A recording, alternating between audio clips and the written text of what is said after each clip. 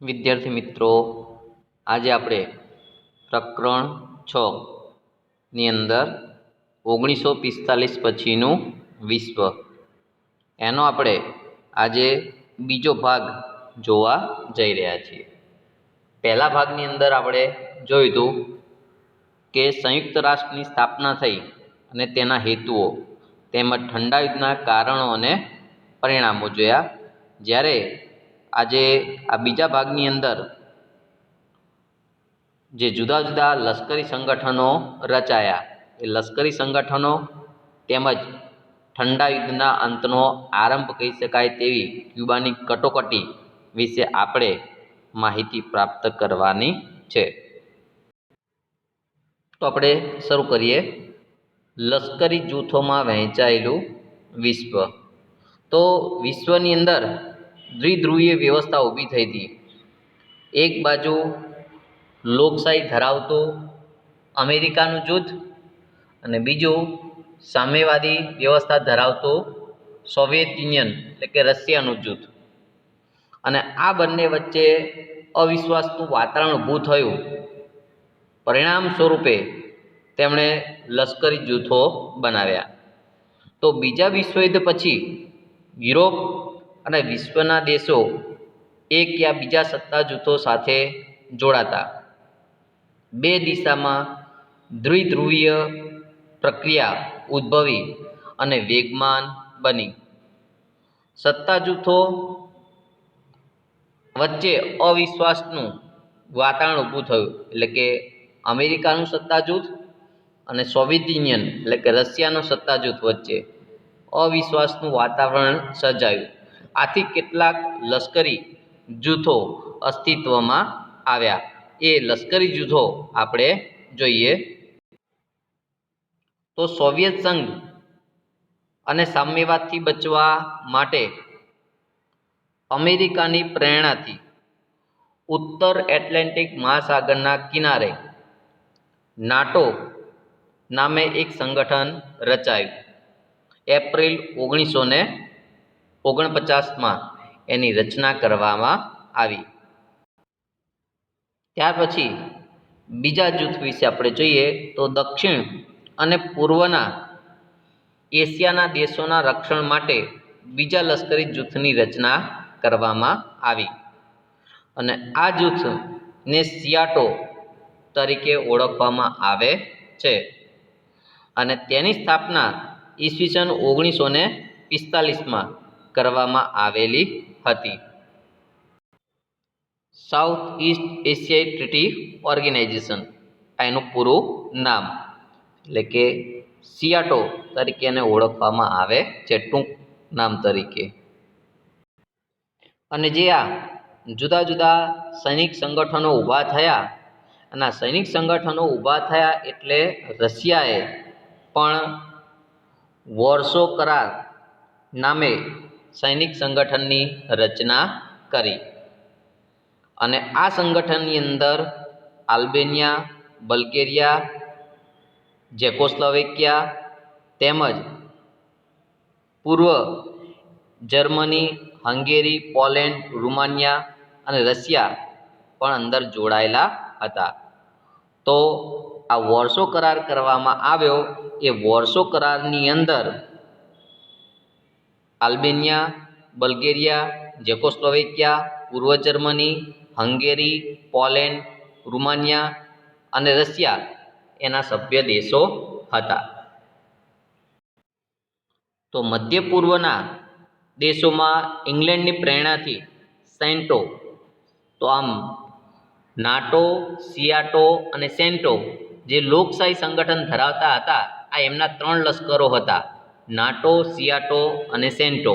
તો આ સેન્ટો વિશે આપણે જોઈએ તો મધ્ય પૂર્વના દેશોમાં ઇંગ્લેન્ડની પ્રેરણાથી સેન્ટો નામનું એક લશ્કરી જૂથ રચાયું, પરંતુ ઈરાનમાં ક્રાંતિ થતાં તે જૂથમાંથી નીકળી ગયું અને પાછળથી આ જૂથની નેતાગીરી અમેરિકાએ લીધી।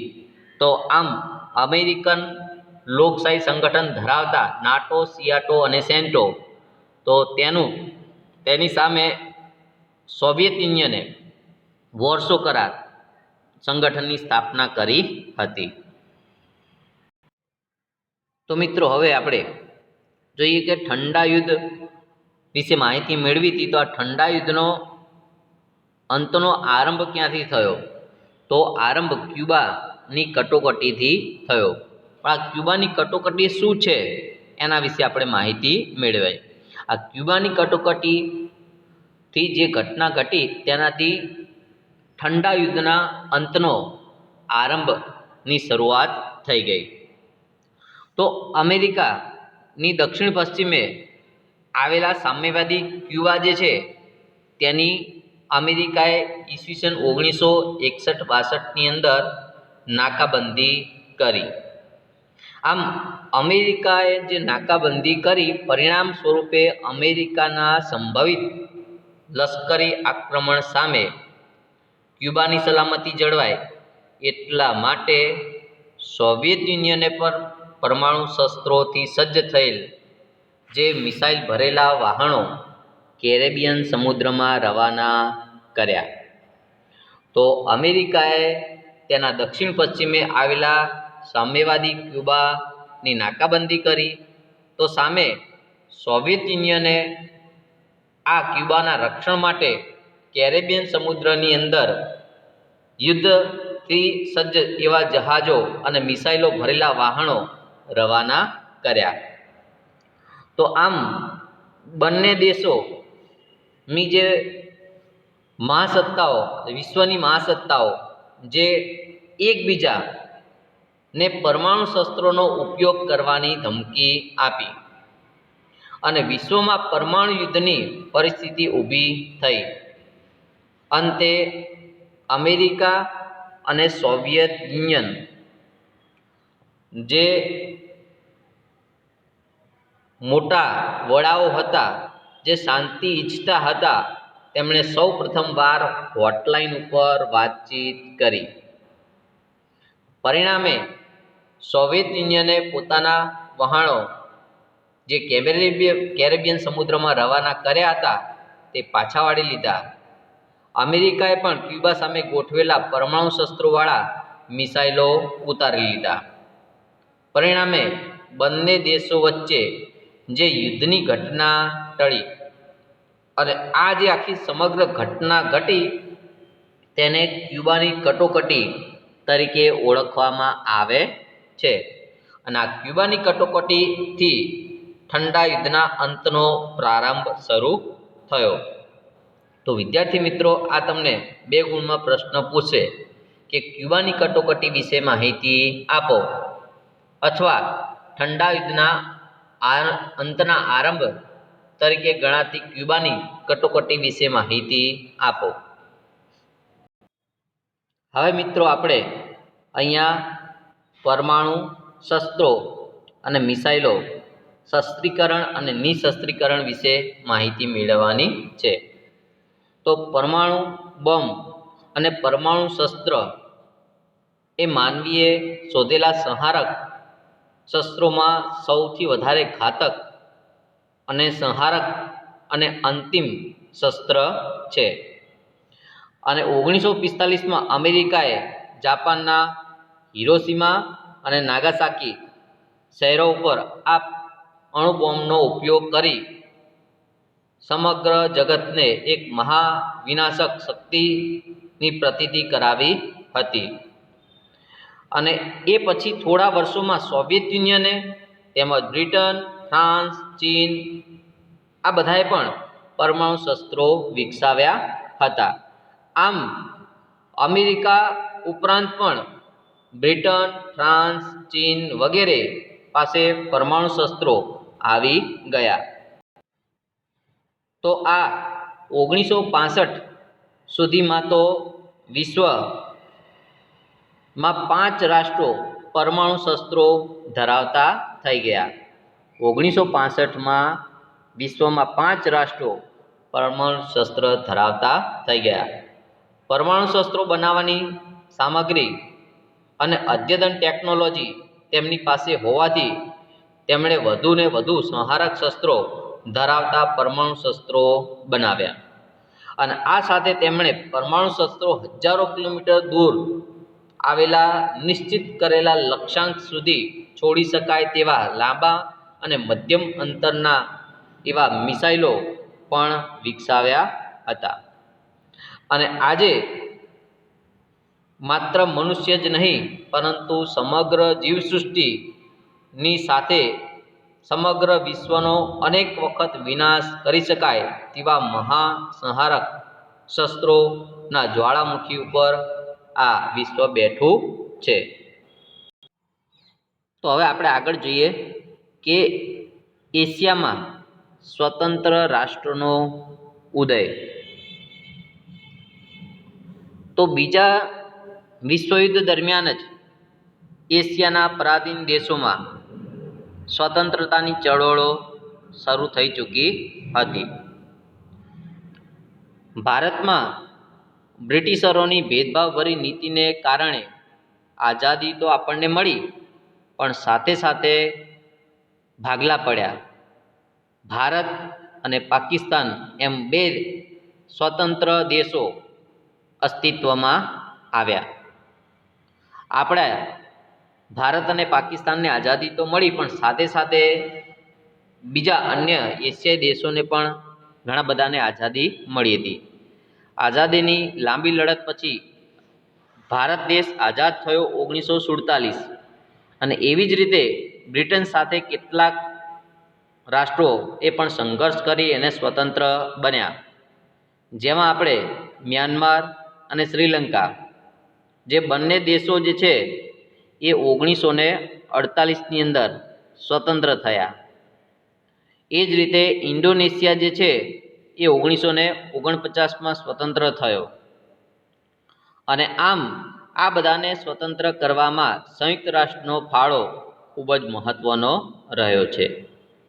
આ ઉપરાંત એશિયાઈ દેશોની અંદર બીજા દેશોમાં જોઈએ તો લાઓસ અને કંબોડિયા પણ સ્વતંત્ર થયા.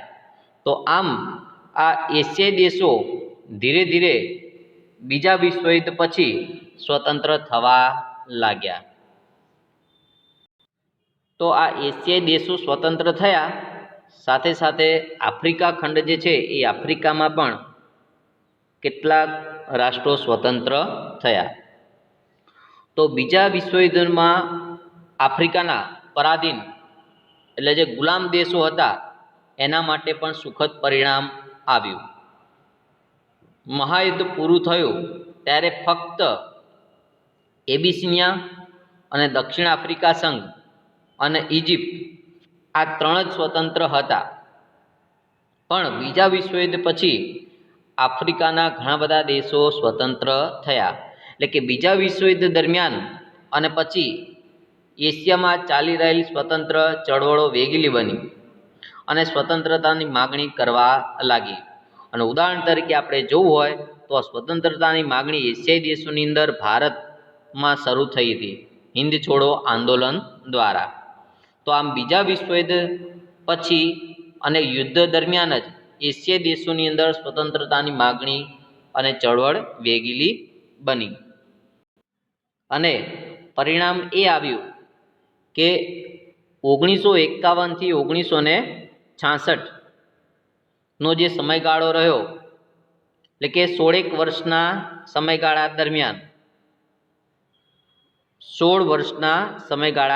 દરમિયાન આફ્રિકાના લગભગ 40 જેટલા નાના મોટા દેશોએ સ્વતંત્રતા પ્રાપ્ત કરી. આમ સામ્રાજ્યવાદી સત્તાઓ વિશ્વમાં પોતાનું પ્રભુત્વ જતું કરે એમ ન હતી, તેથી તેમણે સત્તા ટકાવી રાખવાના પ્રયત્નો પણ કર્યા હતા. પરંતુ કેટલાક દેશોએ આ બંને મહાસત્તા જૂથો કે લશ્કરી જૂથો સાથે ન જોડાઈ અને પોતે સ્વતંત્ર રહી પોતાની સ્વતંત્રતા જાળવી રાખી અને રાષ્ટ્રનો સ્વતંત્ર વિકાસ કરવા માંગતા હતા. તો આપણે બિનજોડાણ નીતિ અથવા બિનજોડાણની ચળવળ વિશે માહિતી મેળવવાની છે. તો આપણે આગળ જોયું હતું કે વિશ્વની 2 મહાસત્તાઓમાં સમગ્ર વિશ્વ વહેંચાઈ ગયું હતું. એક અમેરિકા અને બીજું સોવિયત યુનિયન એટલે કે રશિયા. તો અમેરિકા જે છે એ લોકશાહી સત્તા જૂથમાં માનતું હતું, જ્યારે સોવિયત યુનિયન એટલે કે રશિયા જે છે એ સામ્યવાદી સત્તા જૂથમાં માનતું હતું. અને અમેરિકાએ પોતાના રક્ષણ માટે નાટો, સિયાટો અને સેન્ટો નામના લશ્કરી જૂથો તૈયાર કર્યા હતા. તો એવી જ રીતે રશિયાએ પણ લોકશાહી સત્તા જૂથો સામે સામ્યવાદનું રક્ષણ કરવા માટે વોર્સો કરાર નામનું લશ્કરી જૂથ સ્થાપ્યું હતું. તો આમ સમગ્ર વિશ્વ બે સત્તા જૂથોમાં વહેંચાઈ ગયું, એક અમેરિકા અને બીજું સોવિયત યુનિયન એટલે કે રશિયા. આ અમેરિકા જે છે એ લોકશાહીમાં માનતું હતું, જ્યારે સામ્યવાદમાં રશિયા માનતું હતું. આમ બે વિરોધી સત્તા જૂથો અને લશ્કરી જૂથોમાં કેટલાક રાષ્ટ્રો જોડાયા અને કેટલાક રાષ્ટ્રો ન જોડાયા. એટલે કે વિશ્વમાં કોઈ પણ સત્તા જૂથો કે લશ્કરી જૂથો સાથે નહીં જોડાવાની જે અપનાવેલી નીતિ છે એ વિદેશ નીતિને બિનજોડાણ નીતિ તરીકે ઓળખવામાં આવે છે. એટલે કે એશિયા અને આફ્રિકાના સ્વતંત્ર થયેલા જે રાષ્ટ્રો છે એ કેટલાક અમેરિકા સાથે જોડાયા, કેટલાક રશિયા સાથે જોડાયા, પણ કેટલાક એવા રાષ્ટ્રો પણ હતા ભારત જેવા કે આ અમેરિકા સત્તા જૂથ સાથે કે રશિયાની સત્તા જૂથ કે લશ્કરી જૂથ સાથે નહીં જોડાઈ, જે નીતિ અપનાવી તેને બિનજોડાણ નીતિ તરીકે ઓળખવામાં આવે છે. તો વિશ્વની બે મહાસત્તાઓની કોઈ એક વિચારસરણીમાં જોડાયા વિના તટસ્થ રાષ્ટ્રો એકબીજાના સહકારથી પરંતુ પોતાના આગવા અસ્તિત્વ સાથે સર્વાંગી વિકાસ કરવા ઈચ્છતા હતા. અને આ સમયે ભારતના વડાપ્રધાન જવાહરલાલ નહેરુ, ઇન્ડોનેશિયાના રાષ્ટ્રપતિ સુકર્ણો, ઇજિપ્તના રાષ્ટ્રપતિ કર્નલ નાસર અને યુગોસ્લાવિયાના રાષ્ટ્રપતિ માર્શલ ટીટો, આ ચારેય જણાએ ભેગા મળી અને બિનજોડાણ નીતિ તૈયાર કરી હતી. અને આ બિનજોડાણ નીતિના પ્રબળ સમર્થન પ્રાપ્ત કરી અને વિચાર વિમર્શના અંતે ઇન્ડોનેશિયા ખાતે તેની તટસ્થ રાષ્ટ્રની એક પરિષદ 1955માં બોલાવવામાં આવી, જેમાં એશિયાના 23 અને આફ્રિકાના 6 રાષ્ટ્રોના પ્રતિનિધિઓએ હાજરી આપી. અને પરિષદની અંદર દેશોના સંગઠન સાથેનું માળખું, ભવિષ્યમાં કેવી કામગીરી કરશે એ નક્કી કરવા માટે 1961માં બેલગ્રેડ ખાતે એક પરિષદ વિધિવત રીતે સ્થાપિત કરી અને આ બિનજોડાણ નામની સંસ્થાની સ્થાપના કરવામાં આવી. પ્રથમ વડાપ્રધાન જવાહરલાલ નહેરુના નેતૃત્વ હેઠળ ભારતે વિદેશ નીતિ તરીકે ઓળખાતી એવી બિનજોડાણ નીતિ અપનાવી અને આ બિનજોડાણવાદી ચળવળને મૂલ્યવાન નેતૃત્વ પણ ભારતે જવાહરલાલ નહેરુના નેતૃત્વમાં પૂરું પાડ્યું. અને જવાહરલાલ નહેરુ માનતા હતા કે કોઈ પણ સત્તા જૂથો કે લશ્કરી જૂથોમાં જોડાવાના બદલે સ્વતંત્ર રહી રાષ્ટ્રહિતોનું વધારે સારી રીતે રક્ષણ થઈ શકે. અને ભારતની એ માન્યતા રહી છે કે વિશ્વનું બે હરીફ સત્તા જૂથો કે લશ્કરી જૂથોમાં વિભાજન વિશ્વ શાંતિ માટે ખતરારૂપ અને આંતરરાષ્ટ્રીય સહકાર માટે હાનિકારક પણ છે. અને આ બાબતને ધ્યાનમાં રાખી ભારતે પોતાની વિદેશ નીતિ કહી શકાય તેવી બિનજોડાણ નીતિ અપનાવી હતી. જેમ આપણે અહીંયા જોયું કે અમેરિકા જે છે એ લોકશાહીનું નેતૃત્વ પૂરું પાડ્યું હતું સત્તા જૂથોનું. રશિયાએ સામ્યવાદને સત્તા જૂથોને નેતૃત્વ પૂરું પાડ્યું. તો ભારત જે છે એ ભારતે આ બિનજોડાણ નીતિ જે નવી અપનાવી હતી, આ બિનજોડાણ નીતિનું નેતૃત્વ ભારતે લીધું હતું.